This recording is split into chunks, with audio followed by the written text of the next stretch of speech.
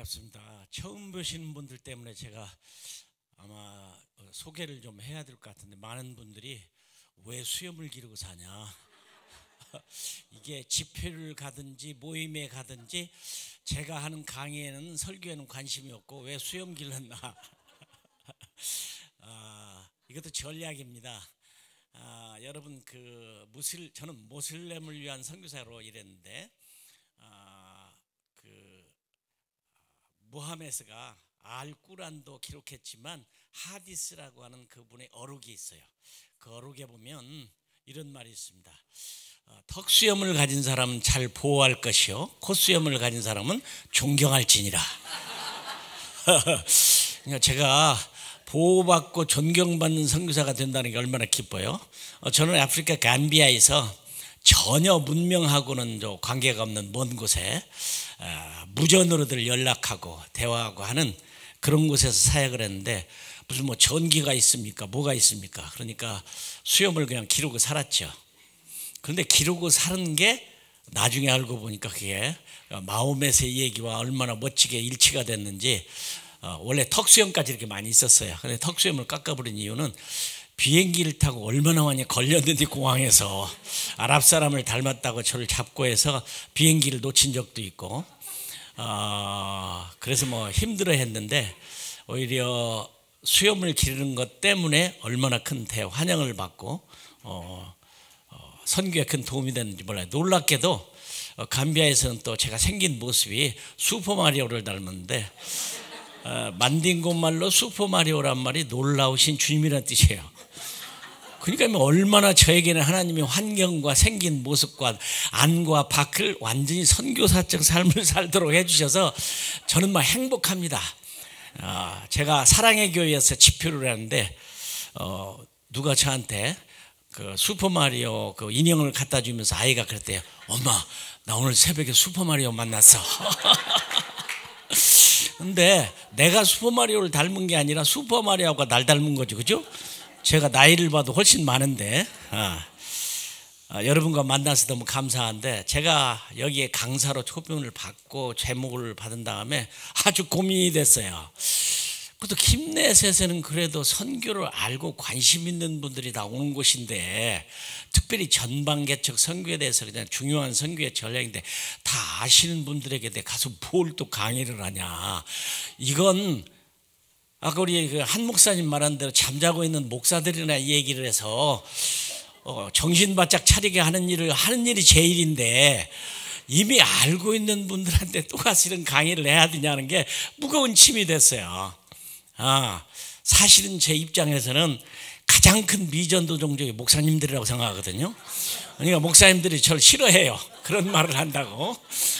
근데 실제로 보니까 진짜로 목회하는 목사님들이 선교에 있어서 가장 큰 미전도 종족이야. 아주 힘들어요. 사실 여러분 얘기하면 목사님이 한다고 하면 안 될 일 없어요. 우리 성도들은 순수합니다. 목사들이 하자고만 합니다. 그리고 선교비 나오는 제가 그 경향을 보니까 대부분의 성도들이 다 꼼쳐돈 내놓는 거야. 꼼쳐돈 들은 내가 엄청나요, 그 돈이. 다 꼼쳐는 선교에 감동받으면 그거 다 내는데, 목사님들이 선교를 안 하니까 꼼쳐는 선교 헌금이 단체로 와요. 우리 교회는 내봐야 안 되니까. 우리 한 목사님이 굉장히 에덴 동산의 열매처럼 유혹을 받았다고 하는 그 헌금과 건축비 얘기를 했는데, 오히려 저는 목사님들이 선교단체를 도와주는 거예요. 왜냐하면 목사님들이 선교를 안 하니까 선교에 아시는 분들은 그걸 가지고 단체로 와서 주고 가요. 그러니까 안 하는 게 도움이 돼요, 우리들한테는. 그래, 참 고민이 됐습니다. 내가 여러분들에게 다 알고 있는 얘기를, 너무 중요한 전략인 얘기를 여기서 하고 끝내야 되냐. 잠자는 교회, 잠자는 목회자들에게 하는 게 제 일이고 지금까지 했는데, 어쨌든 주어진 시간인데 나는 이런 질문을 드리고 싶어요. 이 한국교회가 선교를 제대로 효과적으로 잘하고 왔는가? 참 고민이 돼요. 정말 잘해온 것인가? 그래서 오늘 주제를 좀 나누면서 한국교회가 이대로의 선교를 정말 잘하고 있는가? 뭐 3만 명대를 말하면서 많이 보내는 것에 대해서 굉장한 자부심을 가지고 미국 다음이다. 뭐 이런 자부심을 가지고 한국교회가 세계 선교에 참여하는 일에 대해서 큰 프라우드를 가지고 했던 거 또 사실입니다. 제가 레바논에 가니까 레바논은 15개의 난민 공동체가 있는데 한국 선교사가 없으면 난민 공동체는 운행이 안 돼요. 서양 선교사는 딱 한 사람 봤어요. 한국이에요. 그래도. 그리고 전 세계가 지금 바라보고 있는 한국은 그래도 한국입니다. 그래도 한국이에요. 그리고 저는 한국 선교사에 대해서도 굉장히 자랑스럽게 생각하는 분들이 굉장히 많은데 그러나 정말 제대로 하고 있는가? 이 프론티어 미션이라는 거, 프론티어스 인 미션이 랄프 윈터에 보면 그분의 책 가운데 보면은 12개의 부분으로 나눕니다. 저는 그런 시간은 없지만 잠깐 이 얘기를 하자면 랄프 윈터는 대단한 분입니다. 나는 우리 세기에 랄프 윈터 같은 선교 전략가가 있다는 것에 대해서 엄청나게 감동적으로 생각해요. 제가 랄프 윈터를 한국에서 만나서 잠깐 이 얘기를 나누는데 깜짝 놀랐어요. 감비아 이 얘기를 아주 잘하는 거예요. 야, 대단한 사람이다.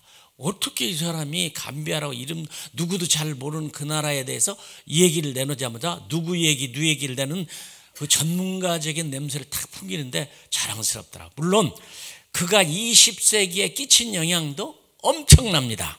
근데 그가 12개의 미전도 종족을 나눈 것에 보면은 물론 Unreached People 그룹이라고 하는 위대한 그 선교 전략을 내세웠죠. 아직 복음을 듣지 못한 사람들, 미전도 종족이 있다는 얘기의 시작이 그것부터 드는데 맞습니다. 아직도 있죠. 그 다음에 대유임령이 사실은 우리는 신학의 마태복음 28장 19절에서 찾고 있지만 이분은 아니에요.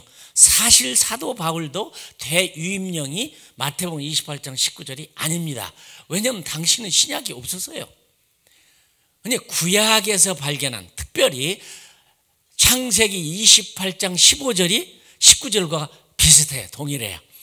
사실은 사도 바울도 선교의 동기를 얻은 게 신약에서가 아니라 구약에서 얻게 됩니다. 모든 선지자들의 글로 말미암아라고 그거 표현을 해요. 모든 선지자의 글로 말미암아. 그래서 세 번째 랄프 윈터의 미전도 종족 구분 가운데 보면은 아브라함이라고는 중요한 얘기를 하게 됩니다. 물론 우리 한국 교회에는 굉장히 유명한 신학자 누구라고 얘기는 하지 않지만 그분은 구약에는 선교가 없다 하는 표현을 했더라고요. 그분은 책을 읽으니까 대단히 구약학자로 뛰어난 분인데 아닙니다. 로마서 16장 25절에 보면 사도 바울은 모든 선지자들의 글로 말미암아. 누가가 선교 선표의 24장 44절에서 48절에 보면 모세의 글과 선지자의 글과 시편에 모세의 글은 창세기, 출애굽기, 레위기, 민수기, 신명기예요. 그렇죠? 시편은 시편, 잠언, 전도, 아가. 그렇죠? 선지서는 말라기까지. 모든 성경이 선교를 말하고 있다는 얘기를 누가는 확대 해석한 게 아니죠. 사실이죠. 이게 진짜냐 가짜냐. 확실하게 분명히 얘기를 해준다는 말이죠. 그런 의미에서 그 다음에 또 하나의 중요한 얘기는 이 랄프 윈터는 대규모 집단의 복음 전도는 실패했다. 그렇죠. 옛날에 그런 얘기들이 많이 있지만 지금은 아니죠. 원바이 원인데 그래서 이제는 새로운 미전도 종족의 개념에 있어서 중요한 것은 큰 그룹이 아닌 적은 그룹에서부터 시작해서 성취를 이루는 새로운 전략. 맞는 말입니다. 그게 1대1이라고도 볼 수가 있겠죠. 그 다음에 상황화도 역상화돼 버린 상황이다. 지금 옛날과 같이 이 문화적인 수용을 받아들여서 복음을 해야 된 이 복음의 상황화가 역상화로 변한 것이다. 그 다음에 하나님의 나라에 대한 진짜 복음의 재발, 이따가 제가 설명을 할 것입니다. 그 다음에 더 중요한 것은 미완성 과업을 완성 과업으로 바꾸는 일이다. 나는 놀랐어요. 나는 우리 선교사님들을 보면서 이런 생각을 가진 분이 많이 않더라고. 선교는 어차피 끝내야 할 일입니다. 나는 우리 은혜 한인교회가 끝내기 선교를 하자는 그 세 번째 구절이 있어요. 이거 아주 멋진 얘기입니다. 끝내야 됩니다. 주님 오실 때까지 영원히 지속되는 사역이 아닙니다. 언젠가는 끝내야 돼요. 그죠? 이게 선교인데 우리 선교사님조차도 항상 온고잉 프로젝트, 계속 진행되는. 어제 황성주 박사님이 지금은 씨를 뿌리는 때가 아닙니다, 지금은 추수하는 때라는 말을 하는데 당연히 동의합니다. 당연히 동의합니다.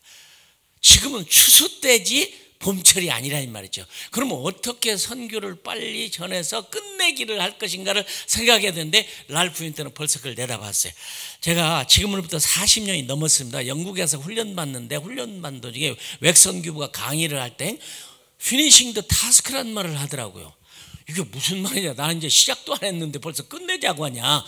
벌써 서양은요, 선교가 지금으로부터 40년, 아니 1910년도 에딘버러 대회에서도 피니싱 더 타스크예요. 빨리 끝내자. 선교하는 게 중요한 게 아니라, 그것도 중요하지만 빨리 끝내기 선교라는 게 이미 서양 선교는 그런 전략을 가지고 있었어요. 근데 이 빠른 선교를 끝내기 위해서는 프론티어스 인 미션이라고는 이 마지막 선교에 어떻게 끝내기를 해야 될까 관심을 교회나 단체나 모두가 다 가져야 된다고 생각합니다. 그 다음에 또 랄프 윈터가 말하는 것은 한계적인 선교에서 그걸 뛰어넘어야 된다. 뛰어넘어야 된다. 맞는 말입니다. 그리고 어떤 방법으로든지 어쨌든 미전도 복음화를 위해서 일을 해야 된다. 이 정도로 하고 해야 될 것 같은데, 그러니까 마지막 전방 개척 선교 전략이라고는 말은 우리 시대가 해야 할 가장 중요한 선교적인 전략입니다. 물론 전략이 있느냐 없느냐도 고민하는 분도 있어요. 성경에 무슨 선교 전략이 있느냐, 그냥 하는 거지. 그러나 저는 절대로 전략이 있다고 봅니다. 왜냐하면 전방 개척 선교의 이론을 만든 사람은 사도 바울이에요. 내가 예루살렘에서 일루리온까지 복음을 편만히 전했으므로 더 이상 전할 곳이 없으니까 나는 서바나로 가노라. 굉장히 전략적이었어요. 내가 남의 터 위에 건축하지 아니하리라. 근데 우리 한국 교회는 그런 전략이 없었어요. 가면 됐어요. 그냥 어느 나라고. 내가 어떤 지역은 가니까 300명의 한국 선교사가 중국에 있더라고요. 우리는 그걸 선교사의 무덤이라고 불렀죠. 그것도 선교라고. 물론 저는 그것을 거기에 대한 틀렸다 맞았다 말하기보다는 한 가지 제가 믿는 사실은 우리가 실수하고 우리가 실패해도 하나님은 실수하거나 실패하지 않습니다. 사용하신다는 거예요. 그러나 우리 한국교회가 선교를 해오는 일에 있어서 과연 전략적으로 전방 개척인 그 전략을 가지고 꼭 필요한 지역에 꼭 필요한 선교사를 필요한 만큼 보내서 효과적인 사역을 했느냐의 얘기는 저는 100% 만족하지는 않습니다. 효과적으로 잘했다고 하시는 분들 다 그러겠지만, 또 하나 우리가 이렇게 선교를 열심히 해왔는데 끝내기라고 하는데 아무리 봐도 계속 미전도 종족이 남아있는데 이 선교가 끝날 것이냐, 죽으면 또 태어나고 또 태어나고 또 태어나면 결국에는 이런 선교가 완성이 되겠느냐, 저는 확신을 합니다. 어떻게 확신하냐, 로마서 10장 18절은 자기 용기를 줘요. 내가 말하노니 그들이 듣지 아니하였느냐, 그렇지 아니하니 그 소리가 온 땅에 퍼졌고 그 말씀이 땅 끝까지 이르렀도다. 선교의 장이라고 부르는 로마서 10장 가운데 18절에 이미 하나님은 어떤 방법이든지 간에 어떤 전략이든 간에 어떤 시대 간에 결국은 선교가 땅끝까지 이르러서 모든 사람이 듣게 된다는 겁니다. 어떤 방법인지 이게 하나님의 약속이에요. 난 그러니까 약하든 강하든 부족하든 넘치든 간에 어쨌든 하나님은 선교를 이루시는 분이라는 확신을 두면서도 그래도 우리 인간적인 입장에서 한 번은 선교는 전방 개척 선교해야 됩니다. 듣고도 안 믿는 사람들보다는 한 번도 못 들은 사람에게 찾아가는 게 선교의 당연성이죠. 그렇죠? 물론 이제 선교 전략상 1040 윈드라고 하는 말을 20세기에 했습니다. 그래서 남미 선교사님들을 만나니까 막 화를 내더라고요. 왜 우리를 뺐냐? 1040 윈드에 안 들어가니까 우리도 필요한 지역에 갔는데 왜 그걸 뺐느냐? 불만을 하시는 분도 있긴 했었지만, 물론 뭐 간과한 건 아니지만 하나님 전략상 20세기에 주어진 선교 전략상 1040 윈도가 가장 복음화가 안 된 지역이기 때문에 그렇게 해서 전략을 짠 건데요. 참 전략적이게 안 했다고 하는 것을 내가 어떻게 아느냐 하면, 얼마 전에 저는 동구라파에 있는 나라를 가보게 됐습니다. 거기에 있는 선교사님을 만났는데 참 놀라운 일이 있어요. 보스니아라고 하는 나라였어요. 보스니아, 뭐 이름이 길어. 보스니아 헤르체고비나, 여기도 힘들어요. 여기는 반반이야. 반절은 정교이고 반절은 모슬림이에요. 그런데 거기에 계신 여자 선교사님은요, 괴로운 얘기를 하더라고. 25년 동안 한국 선교사는 싱글 여자 선교사 그분 혼자 했어요. 누구도 거기를 선교 지역으로 생각을 해본 적이 없어. 우리 선교사 가운데 하나 아프리카를 가겠다 온 선교사가 있어. 사람들은 아프리카 가면 훌륭한 선교사라고 생각해요. 고생 많이 한다. 여러분, 사실 고생을 많이 해서 훌륭한 선교사입니까? 아니죠. 필요한 지역에 가서 일해야 훌륭한 선교사님이지. 저는 그분은 달래가지고 너 그거 가지 마라. 아프리카는 물론 살기 힘들고 어려운 지역이긴 하지만 복음은 어디보다도 많이 들은 곳이 아프리카다. 아프리카 가지 말고 이 코소보를 한번 가라. 코소보를 갔는데, 코소보는 새로운 나라입니다. 근데 나라가 분포가 96%가 모슬렘이에요. 한국 선교사가 2가정밖에 없는데 하나가 죽었어요. 한 선교사가 암으로. 하나 딱 남았어. 내가 뭐 비행기 타고 갔죠. 96%의 모슬렘, 동구라파라고 해서 선교사가 없는 거야. 그리 가라. 저는 방향 전화를 시켜서 그리 보냈어요. 당연히 선교라는 것은 완성돼야 될 것이고 끝내기라면, 선교는 못 들은 곳에 찾아가서 빨리 복음을 전해서 이 천국 복음이 모든 민족에게 증언되게 하여 온 세상에 전파되리니 그제야 끝이라고 하는 것을 이루는 것이 선교의 가장 중요한 모토가 아닐까요. 그런데 한국 교회는 그런 걸 몰랐어요. 뭐 아프리카 가면 굉장히 좋은 선교사다, 그러지 않습니다. 가나에서 오신 선교사님은 사람과 제가 만나서 얘기했는데 나더러 그러는 거예요. 가나는 기독교 복음화가 얼마나 되냐 하니까 너무 놀라운 얘기, 자기 나름대로 86%래요. 그러면서 그래, 아직도 14%가 남아있으니까 선교사 보내줘야 된다. 너 지금 무슨 얘기하고 있냐? 너희 나라 86% 예수 믿는 너희가 가나를 변화시켜야지 왜 우리가 가야 되냐, 그런 얘기했더니 깜짝 놀래. 자기들은 나머지 예수 안 믿는 그 모슬렘들이 선교사가 와서 복음을 전해주기를 기다리는 거예요. 이거 말도 안 되는 얘기다. 우리 한국은 그렇게 퍼센테이지가 되지 않아도 선교사를 보내는 나라다. 제가 그렇게 설명을 했는데요. 그래서 제가 농담을 그래요. 뭐 농담이니까 가나를 가겠다면 그래요. 그 가나만 한 것을 왜 가려고 하냐. 인도를 간다면 인도도 필요하지만 내가 넌 철저하게 하나님의 인도가 더 필요한 사람이다. 네, 이래요. 정말 우리는 선교를 끝내기 선교를 해야 된다는 생각을 한다면 과연 어디가 가장 선교가 필요한지를 필요한 지역에 보내야죠. 물론 재복음이 필요한 것도 많이 있습니다. 엉터리로 믿는 것도 많이 있습니다. 그렇지만은 듣고 잘못 믿는 사람도 있지만 한 번도 못 들어본 사람에게 복음을 전한다는 게 당연한 것이고, 또 나중에 얘기하겠지만 이 종말론이라고 하는 얘기도 그렇습니다. 나중에 제가 너무 감격스러운 일은 미전도 종족 분포에 관한 기도 책자를 만들었습니다. 다 만드는 중에 제가 이리안자의 그 미전도 종족을 쓰다 보니까 이름이 똑군이라는 종족이 있더라고요. 그런데 그 책을 만들고 난 다음에 기도만 하면 이 똑군이가 안 떠나는 거예요. 한 번도 가본 적도 어떻게 생기지도 모르고 책을 말게 냈는데, 그래서 할 수 없이 똑군이를 기도를 시작했어요. 근데 파푸아뉴기니아에 제가 이 정탐을 떠나서 미전도 종족을 찾기 위해서, 그래서 헬리콥터를 타고 빌려 타고 많은 돈을 주고 그 미전도 종족을 찾아서 같이 그곳에 가서 사역을 하겠다는 우리 선교사 후보생을 데리고 비행기를 타고 이렇게 날아가다가 그 비행기가 어느 종족에 내렸습니다. 어디 정말 옷을 벗고 사는 종족이 있다는 걸 내가 처음 봤어요. 처음 봤어. 그래서 제가 물었어요. 야, 너 종족 이름이 뭐냐 그랬더니 또꾸니 종족이래. 하나님이 나를 기도하게 하더니 하필이면 간 그 종족이 내가 기도해왔던 또꾸니 종족이야. 더 놀라운 것은 거기에 갔더니 집을 지고 이렇게 엉성하게 집을 짓고 사는 카나다에서 온 선교사 가정이 있는데 자녀가 셋이에요. 두 부부가.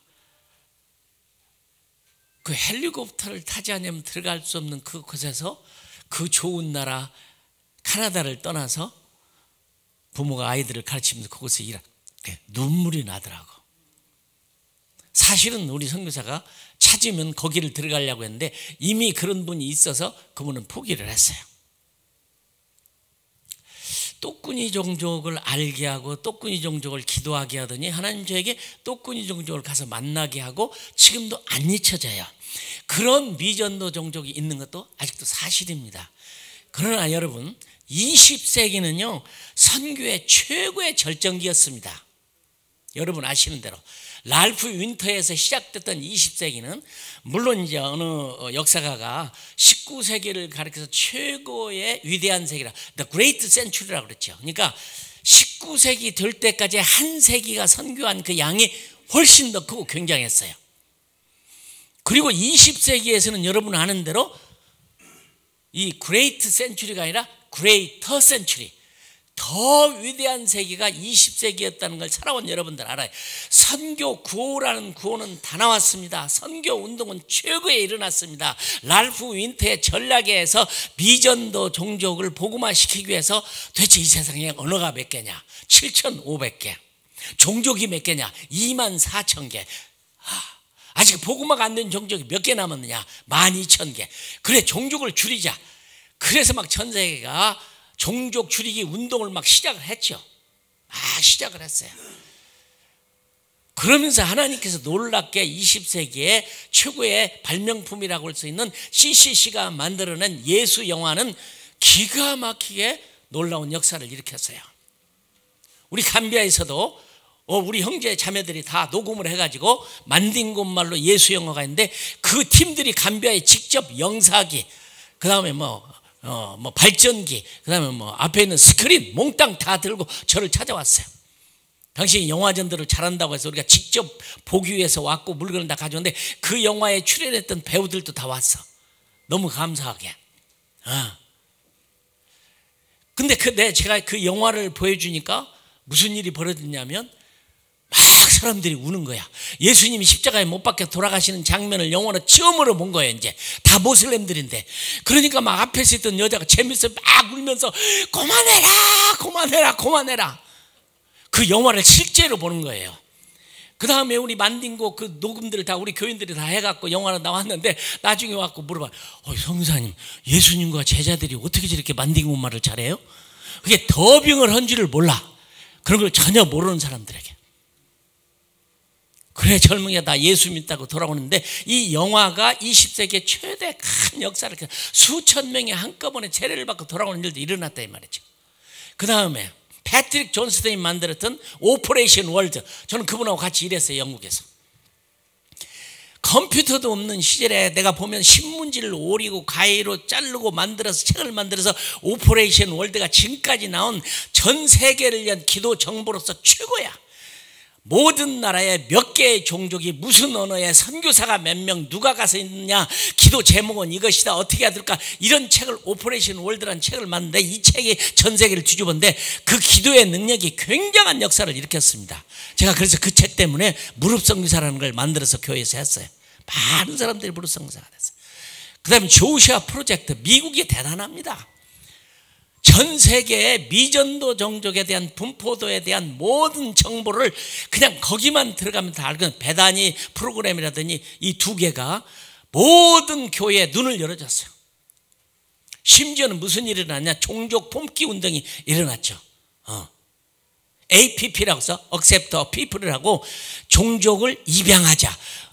그러니까 어떤 분들은 입양이라는 말을 오해해갖고 그 선교지에 있는 사람을 데려다가 입양을 해서 아들을 만들어가지고 복음을 전해서 복음을 전하게 하는 것으로 오해한 사람이 있어요. Adopt a People라는 APP라는 이 단체가, 그래서 각 교회가 종족식을 하나 품고 없애기 위해서 운동을 했는데 놀랍게 12,000, 11,000, 19,000, 8,000, 7,000, 6,000, 5,000, 4,000, 3,000 가다가 끝나버렸어요.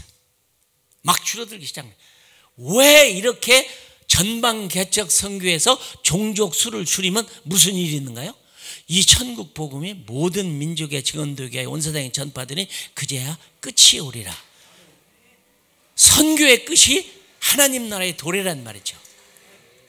이런 선교의 전략을 교회가 가졌어야 되는데 그러지를 못했어요. 피니싱 더 타스크. 나도 지금도 마음이 아파요. 벌써 외국 선교단체는 1910년도에 그 에딘버러 대회에서부터 빨리 끝내는 선교를 하자고 할 때 우리는 시작도 안 했는데요. 지금이라도 한국교회는 안 늦었어요. 어떻게 하면 이 선교기를 끝내기를 할 것인가. 그래서 이 성경 번역 선교에서도 비전 25라는 걸 했죠. 2025년까지 모든 종족의 언어를 시작이라도 하자. 근데 요즘에는요, 너무 좋은 시대가 이미 되어버렸어. AI 시대가 돼서 통역이 아직 성경 번역을 기계가 다 해줘요. 어쨌든 복음을 듣는 일에는 그렇게 힘들게 25년, 30년을 해서 성경 번역하고 안 해도 되는 이런 좋은 시대가 왔다는 말이죠. 21세기를 그럼 어떻게 됐느냐? 참 고민입니다. 여러분, 21세기는 자연히 19세기가 위대한 세기고 20세기가 더 위대한 세기고 21세기는 당연히 The Great Century가 돼야죠. 그런데 여러분 느꼈습니까? 2000년이 딱 되면서 무슨 선교 대회가 있는 거 들어봤어요? 무슨 선교에 가는 큰 구호를 새로 만드는 게 뭐 AD 2000이라든지 아니면 지코인 95라든지 아니면 타겟이라든지 아니면 APP라든지 엄청나게 많은 선교의 모든 구호들이 20세기는 총 출동을 했습니다. 그런데 21세기에 딱 두면서 너무 조용한 거예요. 무슨 세계 선교대회 있는 거 봤어요? 없어요. 조지 바워가 우리를 플러신학교에 불렀어요. 선교 단체장들을 불러서 고민을 얘기하다. 선교사님들, 21세기가 시작됐다. 그럼 21세기에는 뭔가를 구호를 하나 우리가 외쳐서 선교하는 일을 해야 되지 않겠느냐 생각해보자. 아직까지 못했어요. 2025년이 되는데도 없어요. 큰 선교 대회도 없어요. 뭐 랠리도 없어요. 뭣도 없어요. 너무 조용해져 버렸어. 저는 이렇게 봅니다. 왜 21세기는 이렇게 조용해졌나? 폭풍의 전야입니다. 폭풍이 일어나려면 그 전날은 조용해요. 마치 선교가 죽은 것처럼 거기다가 놀라운 전쟁이 일어났죠. 난리, 소문, 코비드가 생겼죠. 한국 선교사들 40여 명이 죽었죠. 이런 사건이 나면 자, 코비드는 뭡니까? 가까이 가지 말아라. 6피트를 떨어져라. 입 열지 말고 마스크를 해라. 사람들 손잡지 말아라. 만나지 말아라. 이거 선교의 완전히 역행이에요. 저는 그래서 긍정적인 것과 부정적인 입장으로 봅니다. 이것을 저는 21세기가 위대한 세기가 가장 위대한 세기가 되라고 저는 믿습니다. 18억의 무슬림, 10억의 힌두, 5억의 불교. 그리고 퍼센테이지로 따져보면 아직도 물론 기독교 인구도 25억으로 치고 있지만 그 안에 진짜냐 가짜냐 있겠지만 적어도 통계적으로 봐서 20억 정도의 사람들이 복음을 듣는다면 마치 무슨 빌리온 소울 하베스트 참 도전이 됐습니다. 너무너무 좋았어요. 그러니까 마지막 세기의 마지막을 이루는 게 우리가 해야 할 마지막 과업입니다. 이게 이루면 근데 21세기는 굉장히 좁아진 듯 더 넓어져 버렸어요. 왜 그러냐면 구분적으로 보면 이제는 새로운 미전도 종족도 생겨난 게 MZ세대는 또 새로운 큰 미전도 종족이에요. 이 젊은이들이 다음 세대를 이어가는데 그들에게 복음을 줘야 되는데 둘 중 하나라고 그래요. 이 MZ세대의 특징은 망하든지 흥하든지 둘 중에 하나예요. 참 주님을 만나면 너무 멋있어요. 이 MZ세대가 뜨거워요. 열정적이에요. 제가 MZ세대 교회에 한번 집회를 갔어요. 뜨겁더라고요. 숫자는 한 300명 조금 넘는데요. 그 뜨거운 열정이 대단한데 그 교회가요 막 열정을 가지고 있는데 제가 한 번 설교에 사도행전 18장 18절을 설교했어요. 뭐냐 하면 사도 바울은 쉬지 않고 안식년을 보내지 않고 뭐 하지 않냐고 고린도 교회의 사역을 마치고 아시리아로 가기 전에 갱그리아는 항구에서 배를 기다리는 동안에 머리를 깎았다. 근데 아무리 생각해도 머리를 깎은 사건은 별로 선교하고 우리하고는 의미가 없어요. 그죠? 뭐 이발을 했다는 말도 아니고 왜 머리를 깎았을까? 근데 사도 바울은 개인적으로 구약에는 나시린의 삶을 생각하는 거예요. 나시린처럼 다시 한번 결심하고 그 나시린의 특징이 포도주 안 마시겠다. 나 죽은 거 손대지 않겠다. 나 세상 거 사랑하지 않겠다. 다시 살겠다. 그런 결심을 하는 거예요. 그래서 머리를 깎았다는 설교를 했어요. 우리가 마지막 때 지금 사도 바울의 마음으로 고린도 교회 사역을 마치고 새로운 아시리아를 갈 때 그런 새로운 결심으로 나시린의 심정으로 가고 있다 보니까 당연히 목사님 나오더니 그러더라고요. 여러분 바울만 머리 깎고 우리 깎으면 안 되나? 머리 깎을 사람 손들어. 나 깜짝 놀랐어요. 여자하고 남자가 한 90%는 다 머리 깎겠대. 그도 나는 깎았는지 안 깎았는지 알아보지는 않았지만 다 깎았을 것 같아. 바울도 했는데 우리는 왜 보았냐? MZ세대의 특징이요, 그게 진리고 받아들이면 도전하는 거예요. 여기 샤인 목사님 오늘 아침에 말씀 증거했는데 큰 도전이 됐죠. 맞아요. 근데 이게도 21세기에는 엄청나게 큰 미전도 종족이 다음 세대를 이어가야 된다. 그렇죠? 이제는 분야가 미전도 종족이, 과거에는 지리적으로 미전도 종족이었지만 지금은 미전도 종족이라는 게 이게는 그렇게 된 게 아니에요. 그죠? 과학자 그룹이 따로 있고 뭐 나이 그룹이 따로 있고 지역 그룹이 따로 있고 또 그 다음에 뭐 분야에 따라서 어떤 거에 따라서 다 다르게 오히려 좁아진 지구가 더 넓어져 버렸단 말이죠. 저는 어떤 면에서 그래요. 예수가 없는 지역이 미전도 종족이고 예수를 믿는 사람이 모두가 선교사다. 이게 저는 마지막 때 해야 할 일이 아니겠는가. 네. 물론 통신의 발달로 복음을 전할 수 있는 확률이 엄청 넓어지게 되지만 또 하나, 여러분 사우디아라비아는 이슬람이 시작된 종주국입니다. 근데 사우디아라비아가 여러분 벌써 문 열린 지가 오래됐어요. 사우디아라비아는 영주권을 팔아요. 여러분 선교할 마음 있으면요 23만 불이면 영주권 사. 예, 영주권을 사요. 사우디아라비아에 들어가서 진치고 앉아서 복음을 전할 수 있어요. 내가 사우디아라비아에 가고 내가 거기에 그 여행을 갔을 때 시간이 큰일 났네. 어쨌든 사우디아라비아가 제가 운전수를 붙잡고 기도를 해도 아무 문제가 없어요. 여자들이 히잡을 쓰는 사람도 있고 안 쓰는 사람도 있고 이렇게 열려버렸어요. 자, 그런데 문제에 내가 결론을 내려야 될 것 같은데, 이렇게 해야 될 시대에 우리가 단체나 교회가 굉장히 약화된 심정이 있는데 어떻게 되느냐. 전방 개척 선교는 정말로 우리가 전략적으로 마게도니아의 환상을 기도해야 돼요. 어디로 가야 되냐, 어디서 해야 되냐, 무엇을 해야 되냐. 정말로 연구가 필요하고 기도가 필요합니다. 꼭 필요한 지역에 가서 선교를 해야 되겠죠. 이 선교와 종말은 맞물려 갑니다. 근데 맞물려 가는데 좀 안타까운 건 뭐냐 하면 지금 종말의 시대라고 누구나가 얘기했지만 다 혼란이 왔어요. 전철년이냐 후철년이냐 무철년이냐. 우리가 하나님의 휴거가 환란 전이냐 중이냐 후냐, 일시적이냐 아니면 집단적이냐 아니면 뭐 분산해서 하는 거냐, 이것조차도 오히려 성도들은 너무 어려워요. 그런데 가장 좋은 종말론은 선교적 종말입니다. 이 천국 복음이 모든 민족의 증언되게 하여 온 세상에 전파되리니 그제야 끝이 오리라. 이 미셔널 엔드타임을 교회가 받아들였더라면 얼마나 쉽고 얼마나 좋은 것이고, 괜히 이단과 싸울 이유도 없고 다미선교회 같은 그런 엉터리 같은 일을 할 일도 없고, 그렇죠? 이 천국 복음이 모든 민족에 증언되게 하여 온 세상에 전파되는 그제야 끝이 오라. 제가 조직신학 교수를 만났는데 이분 종말론을 가르치는 교수님이더라고. 그분과 점심을 같이 하면서 제가 그랬어요. 교수님 부탁이 있습니다. 그렇게 어렵고 힘든 무슨 종말론 가지고 역사적 전철련, 후철련, 무철련 이거 가지고 괜히 교인들 힘들게 어렵게 하지 말고 가장 좋고 순수한 이 종말론은 선교적 종말이다. 이 천국 복음이 모든 민족에게 증언되게 해요 온 세상에 전파되리니 그제야 끝이 오르라. 우리는 그 숫자를 모르지만 로마서 11장 25절도 말하고 똑똑하고 훌륭한 여러분이 이 비밀을 모르기를 원치 아니하노니 이 비밀은 이방인의 충만한 숫자가 차기까지. 우리는 몰라요. 그러나 하나님에겐 숫자가 있다는 말이죠.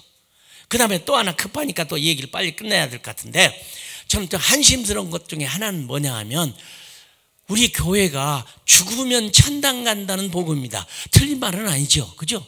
죽으면 천당 가는 거. 그러나 우리가 기대하는 하나님의 나라는 죽어서 가는 천당이 아니라 땅에서 만들어지는 하나님 나라. 그렇죠? 이사야서는 분명히 말하기를 그것을 여러분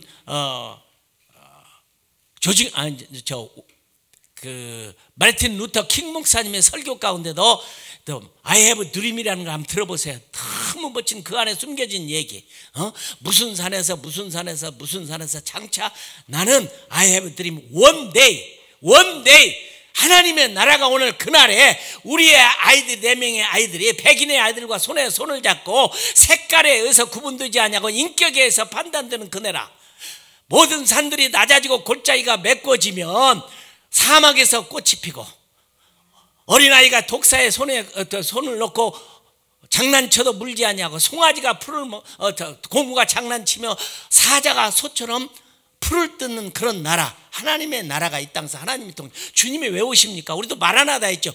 주님이 이 땅에 오시는 것은 주님이 이 땅에 와서 심판을 하시고 하나님의 나라를 세우고 땅에서 맞이하는 우리들 선교로 완성된 나라에서 하나님 나라를 건설해서 영원히 사는 거죠. 그죠? 그분이 통치하는 것이고 예배자라 사는 거. 각 나라와 족속과 방언과 언어와 수도 셀 수 없는 자들이 흰옷을 입고 종려가지를 들고, 종려가지는 땅에만 있어요.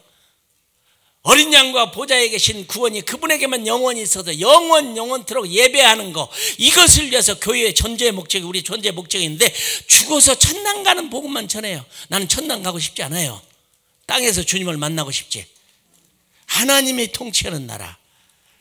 그러니까 전망 개척 선교라고 하는 것은 구분이 어떻게 되든지 간에 어쨌든 빨리 복음을 못 들은 사람에게 복음을 전해서 완성되면 하나님의 숫자가 채워지면 그 나라가 오는 날을 선교를 통해서 이루는데, 죄송합니다, 선교가 없으면 하나님 나라는 완성 안 됩니다. 불가능해요. 이것을 모르는 목사님들, 이것을 모르는 장로님들, 이것을 모르는 성도님들 괴로워요. 나는 이 킴넷이 그런 분들을 깨워야 된다고 생각하는데 잘 알고 있는 여러분들에게 이 강의를 한다는 게 좀 힘들었어요. 고맙습니다.